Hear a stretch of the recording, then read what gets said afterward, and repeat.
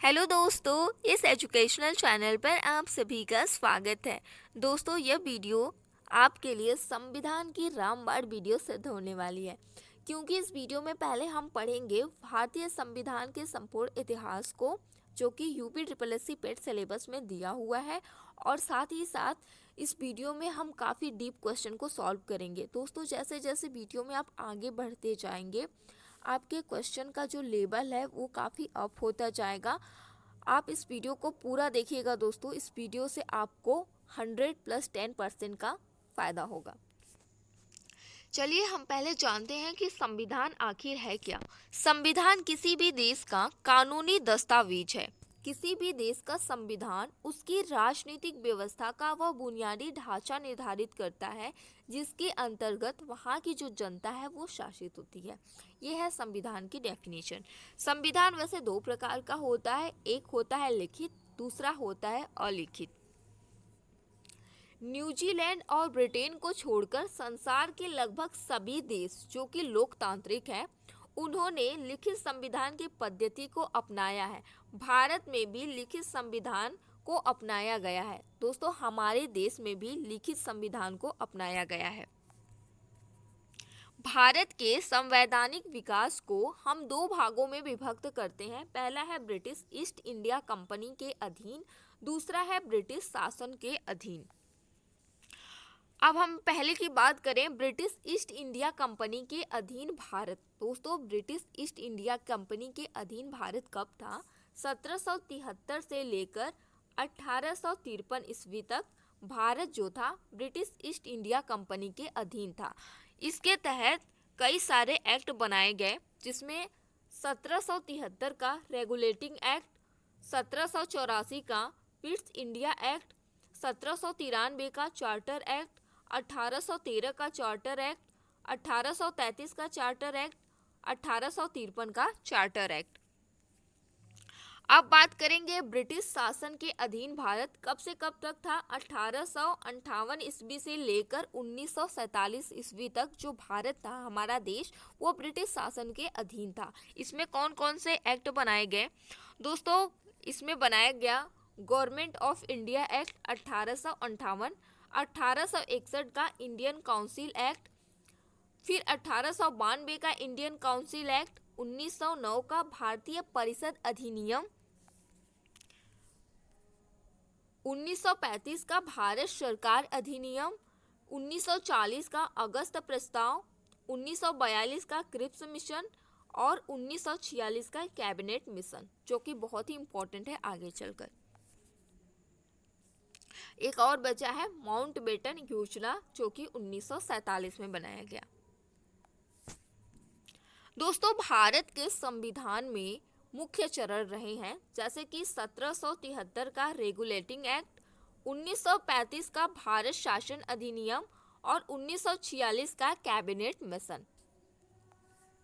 अब हम इन तीनों के बारे में डिटेल में थोड़ा सा डिस्कस करेंगे, क्योंकि प्रश्न यहाँ से भी पूछे जा सकते हैं।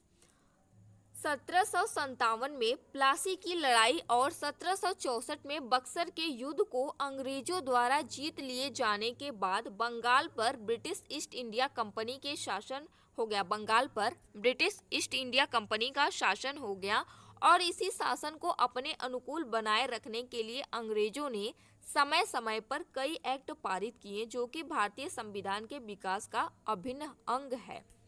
दोस्तों, इसमें क्या हुआ? प्लासी की लड़ाई हुई थी 1757 ईस्वी में। प्लासी की लड़ाई किनके किनके बीच हुई थी? अंग्रेजों के बीच हुई थी और बंगाल के नवाब के बीच हुई थी, सिराजुद्दौला के बीच।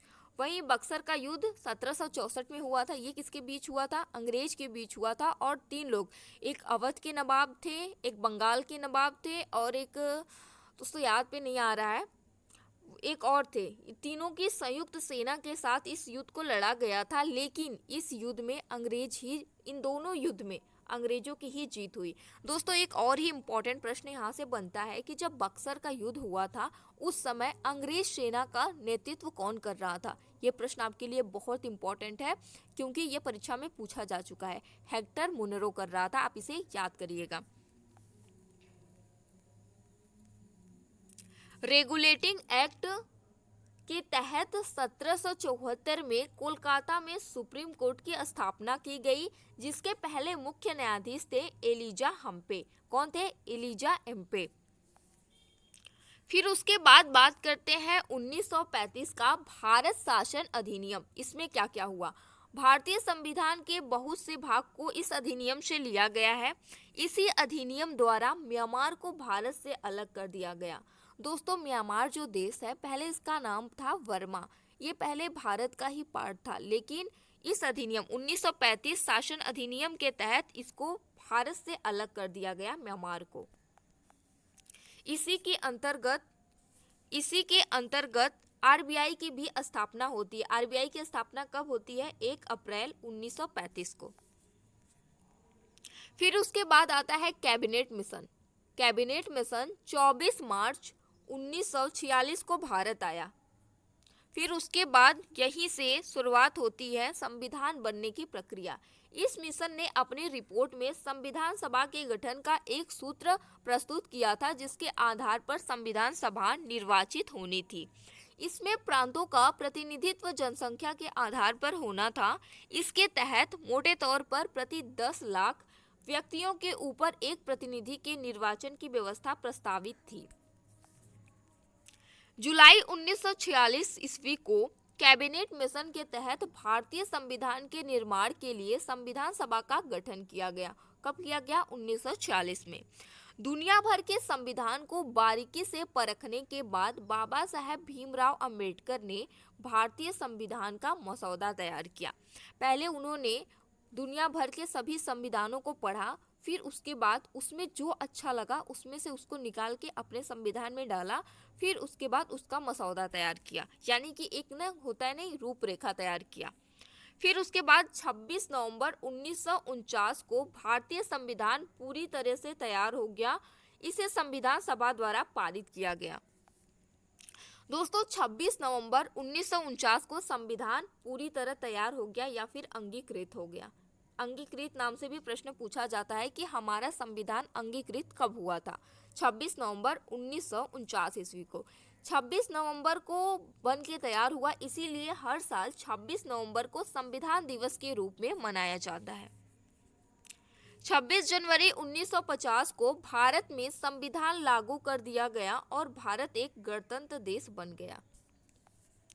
भारतीय संविधान एक विशेष संविधान सभा द्वारा निर्मित है। जब संविधान बना था उस समय उसमें जो सदस्य थे उनकी सदस्यों की कुल संख्या कितनी थी? 389 थी। संविधान सभा में सदस्यों की कुल संख्या 389 थी, जिसमें 292 ब्रिटिश प्रांतों के प्रतिनिधि थे, 93 देशी रियासतों यानी कि अपने देश के थे और 4 चीफ कमिश्नर थे। 9 दिसंबर 1946 को भारतीय संविधान की प्रथम बैठक के समय सचिदानंद सिन्हा को अस्थायी सदस्य बनाया गया। सचिदानंद सिन्हा को अस्थायी सदस्य बनाया गया, ये भी प्रश्न परीक्षा में पूछा गया है। फिर उसके बाद दिसंबर 1946 को संविधान सभा द्वारा डॉक्टर राजेंद्र प्रसाद को संविधान सभा का अस्थायी, सचिदानंद सिन्हा को अस्थायी बनाया गया था सदस्य, लेकिन डॉक्टर राजेंद्र प्रसाद को अस्थायी सदस्य बनाया गया 1946 दिसंबर में। बेनेगल नरसिम्हा राव यानी कि BN राव संवैधानिक सलाहकार नियुक्त किए गए। संवैधानिक सलाहकार किसे नियुक्त किया गया? BN राव को। प्रारूप समिति के अध्यक्ष भीमराव अंबेडकर थे। प्रारूप समिति के अध्यक्ष कौन थे? डॉक्टर भीमराव अंबेडकर। संविधान सभा में 13 दिसंबर 1946 को जवाहरलाल नेहरू द्वारा उद्देश्य प्रस्ताव प्रस्तुत किया गया और इसे 22 जनवरी 1947 को पारित किया गया। दोस्तों, ये भी प्रश्न काफी इम्पोर्टेंट है कि संविधान सभा में उद्देश्य प्रस्ताव को किसने पारित किया या फिर किसके द्वारा पारित किया गया, कब पारित किया गया। यहाँ से आपको 3 तरह से क्वेश्चन पूछा जाएगा एग्जाम में। पहला पूछा जाएगा कि उद्देश्य प्रस्ताव किसने पारित किया, दूसरा पूछा जाएगा किसके द्वारा पारित किया गया है, ये भी ऐसे भी पूछा जा सकता है, और उसके साथ आपसे ये भी पूछा जा सकता है कि कब पारित किया गया। तो पारित किया जवाहरलाल नेहरू ने 13 दिसंबर 1946 को, फिर 22 जनवरी 1947 को ये लागू हो गया। 26 नवंबर 1949 को भारतीय संविधान को अंगीकृत, अधिनियमित, दोस्तों अंगीकृत ये काफ़ी ज़्यादा पूछा जाता है, किया गया। 26 नवंबर 1949 को ही नागरिकता निर्वाचन और अंतरिम संसद से जुड़े उपबंध लागू किए गए।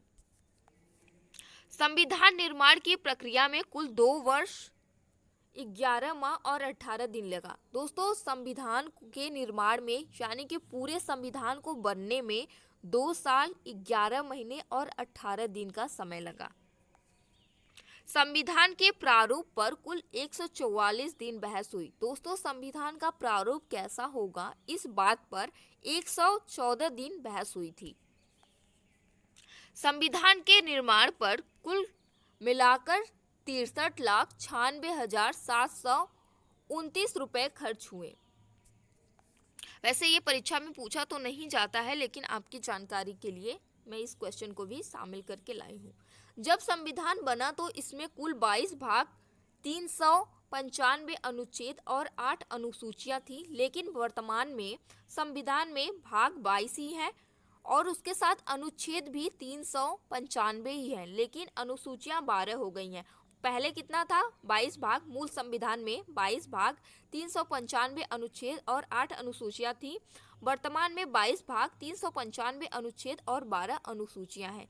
आगे इस एक वीडियो में मैं सभी अनुसूचियों को भी लेकर आऊंगी, सभी भागों को भी लेकर आऊंगी और सभी महत्वपूर्ण अनुच्छेदों को भी लेकर आऊंगी। आप उस वीडियो को भी जरूर से देखिएगा। 1950 को संविधान पर हस्ताक्षर किए गए। दोस्तों, 24 जनवरी 1950 को संविधान पर संविधान सभा द्वारा हस्ताक्षर किया गया, यानी कि सिग्नेचर किया गया। भारतीय संविधान 26 जनवरी 1950 को पूर्णतः लागू हो गया। भारतीय संविधान 26 जनवरी 1950 को पूरी तरह से लागू हो गया। कैबिनेट मिशन योजना के तहत स्थापित संविधान सभा द्वारा भारत का संविधान अधिनियमित हुआ। संविधान सभा की प्रांतीय संविधान समिति के अध्यक्ष थे सरदार वल्लभ भाई पटेल। संविधान सभा के प्रांतीय संविधान समिति के अध्यक्ष कौन थे? सरदार वल्लभ भाई पटेल।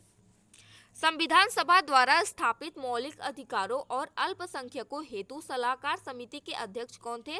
सरदार वल्लभ भाई पटेल। ये भी सरदार वल्लभ भाई पटेल थे। दोस्तों, ये संविधान के ऐसे प्रश्न हैं जो आपके सभी एग्जाम के लिए इम्पोर्टेंट है। यूपी पेट के अलावा अगर आप किसी अदर एग्जाम की भी तैयारी कर रहे हैं तो भी आप इस वीडियो को जरूर देखिएगा, क्योंकि संविधान से प्रश्न लगभग सभी परीक्षाओं में पूछे जाते हैं। संविधान निर्मात्री परिषद की तदर्थ झंडा समिति के अध्यक्ष कौन थे? डॉक्टर राजेंद्र प्रसाद। भारतीय संविधान सभा में कुल 15 महिलाएं थी। दोस्तों, भारतीय संविधान सभा में कितनी महिलाएं शामिल थी? ये प्रश्न आपके लिए वेरी वेरी मोस्ट इम्पोर्टेंट है। दोस्तों, संविधान सभा में जो महिलाएं थी 15 महिलाएं शामिल थी। संविधान को पवित्र दस्तावेज किसने कहा है? भीमराव अंबेडकर ने। वकीलों का स्वर्ग किसे कहा जाता है? संविधान को। भारतीय संविधान को वकीलों का स्वर्ग कहा जाता है। दोस्तों, संविधान में और भारतीय संविधान में फर्क है। तो वकीलों का स्वर्ग जो है वो हमारे देश के संविधान को कहा जाता है, यानी कि भारतीय संविधान को कहा जाता है। भारतीय संविधान को हिंदुओं का निकाय किसने कहा था? लॉर्ड विस्काउंट ने कहा था।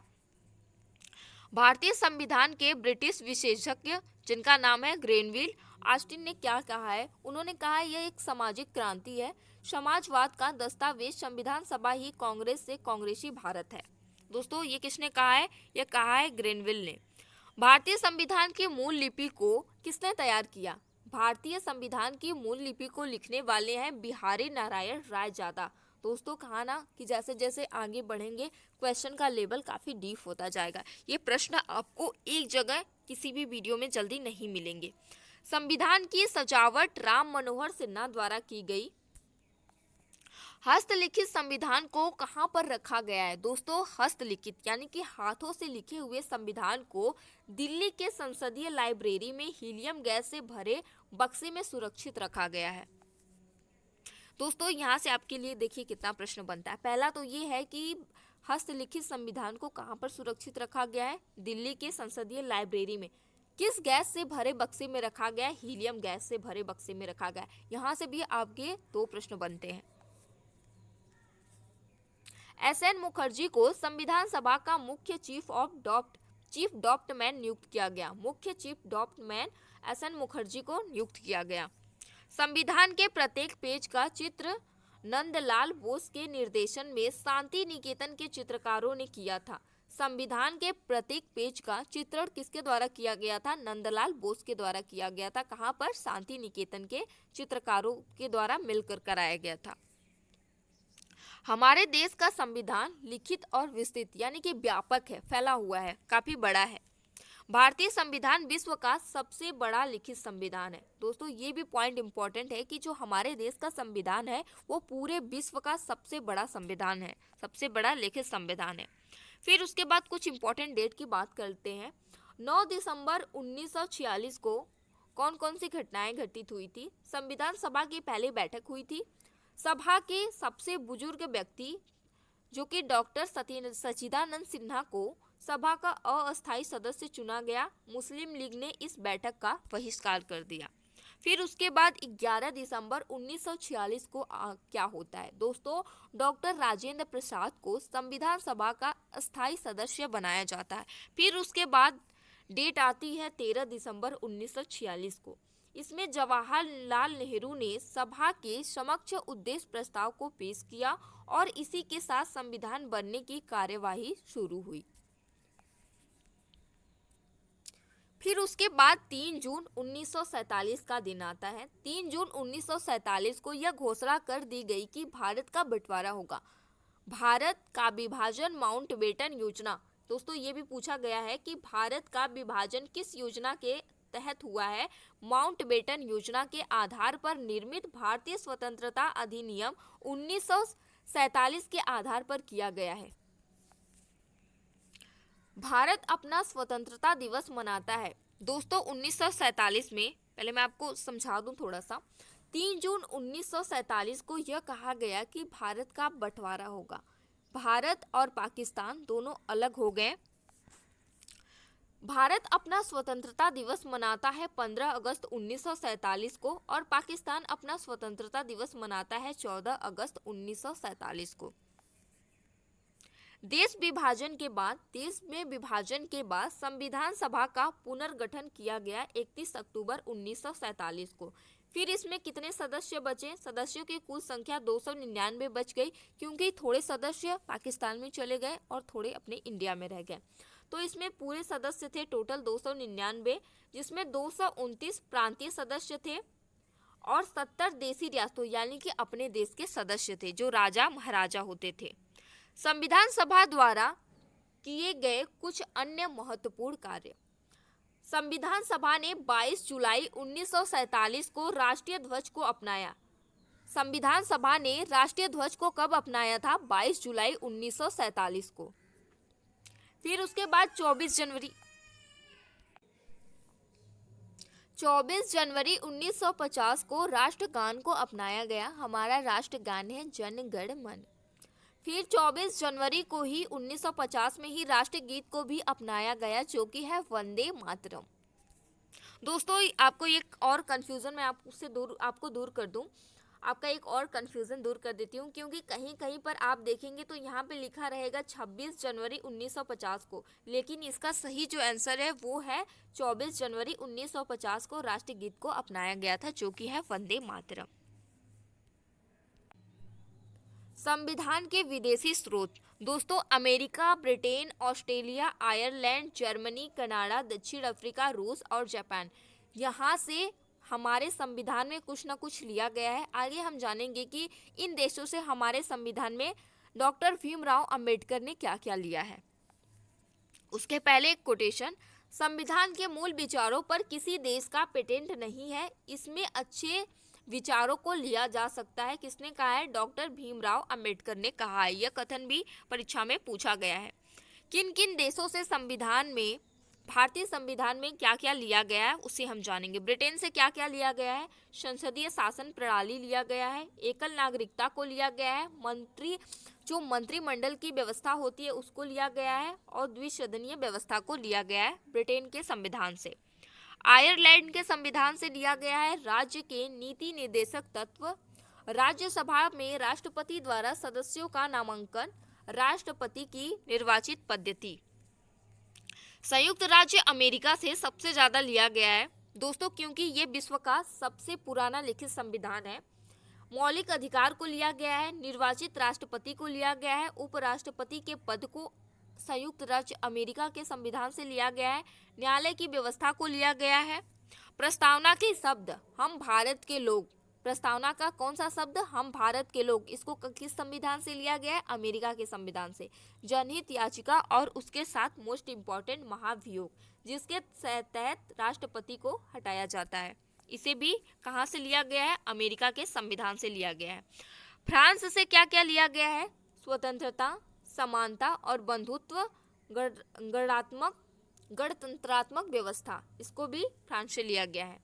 राज्यपाल की नियुक्ति, सशस्त्र केंद्रीय शासन व्यवस्था कनाडा से लिया गया है। जर्मनी से आपातकाल को लिया गया, हमारे देश में जो 3 तरह के आपातकाल लगते हैं उसके कहाँ से लिया गया है, उसे जर्मनी से लिया गया है। जापान से लिया गया है विधि द्वारा स्थापित प्रक्रिया। दक्षिण अफ्रीका से लिया गया है संविधान संशोधन। दोस्तों आगे एक वीडियो में जितने भी महत्वपूर्ण संविधान संशोधन हुए हैं उसको भी मैं लेके आऊंगी, आप उसे भी जरूर देखिएगा। ऑस्ट्रेलिया से क्या क्या लिया गया है दोस्तों, ऑस्ट्रेलिया से लिया गया है आपका समवर्ती सूची, संसद के दोनों सदनों की संयुक्त बैठक, कहाँ से लिया गया है, ऑस्ट्रेलिया के संविधान से। रूस से मौलिक कर्तव्य को लिया गया है। संविधान सभा के प्रमुख समितियों के अध्यक्ष के बारे में आप पढ़ेंगे दोस्तों। संचालन समिति के अध्यक्ष थे डॉक्टर राजेंद्र प्रसाद, प्रारूप समिति के अध्यक्ष थे डॉक्टर भीमराव अंबेडकर, प्रांतीय संविधान समिति के अध्यक्ष थे सरदार वल्लभ भाई पटेल, संघीय संविधान समिति के अध्यक्ष थे पंडित जवाहरलाल नेहरू, राष्ट्रध्वज संबंधी समिति के अध्यक्ष थे डॉक्टर राजेंद्र प्रसाद। दोस्तों इन समितियों से भी प्रश्न परीक्षा में पूछे गए हैं। स्वतंत्र भारत का पहला मंत्रिमंडल 1947 में बना, उसमें किनको किनको कौन सा मंत्री बनाया गया उसे भी हम जान लेते हैं। प्रधानमंत्री थे जवाहरलाल नेहरू, गृह मंत्री थे वल्लभ भाई पटेल, सरदार वल्लभ भाई पटेल, शिक्षा मंत्री बने मौलाना अब्दुल कलाम आजाद, रक्षा मंत्री बने बलदेव सिंह, श्रम मंत्री बने जगजीवन राम, रेलवे मंत्री बने डॉक्टर जॉन मथाई। दोस्तों ये जो श्रम मंत्री आप देख रहे हैं जगजीवन राम, ये पहले अनुसूचित जाति के मंत्री थे। ये भी प्रश्न पूछा जाता है कि निम्न में से पहले अनुसूचित जाति के मंत्री कौन थे कौन नहीं थे, ऐसे भी प्रश्न पूछा जाता है। रेलवे मंत्री थे पहले John Mathai, doctor John Mathai. स्वास्थ्य मंत्री थी राजकुमारी अमृत कौर, वही वाली। वित्त मंत्री थे RK शनमुखम शेट्टी। दोस्तों ये था भारतीय संविधान का इतिहास। इसमें हमने क्या क्या पढ़ा, भारतीय संविधान के इतिहास को पढ़ा, स्वतंत्र भारत का पहला मंत्रिमंडल, उसमें किनको क्या क्या पद ग्रहण कराया गया था वो पढ़ा। फिर उसके बाद संविधान सभा के प्रमुख समितियों के अध्यक्ष के बारे में पढ़ा, और भी बहुत सारे हमने इस वीडियो में ऐसे प्रश्न देखे कि दोस्तों हमने इस वीडियो में संविधान के स्रोत, विदेशी स्रोत मतलब विदेशों से क्या क्या हमारे संविधान में लिया गया इसे पढ़ा, और उसके साथ बहुत सारे ऐसे प्रश्नों को हमने सॉल्व किया जो कि परीक्षा में 1 लाइनर के फॉर्मेट में आपसे पूछ लिए जाते हैं, MCQ पूछे जाते हैं। मैंने 1 लाइनर के फॉर्मेट में कराया था आपका समय बचाने के लिए। दोस्तों आई होप कि आपको वीडियो काफ़ी पसंद आई होगी। वीडियो पसंद आई तो इसे लाइक शेयर जरूर करिएगा, और चैनल पर पहली बार आए तो प्लीज़ इसे सब्सक्राइब करके बेल आइकन को भी प्रेस कर लीजिएगा। Thank you.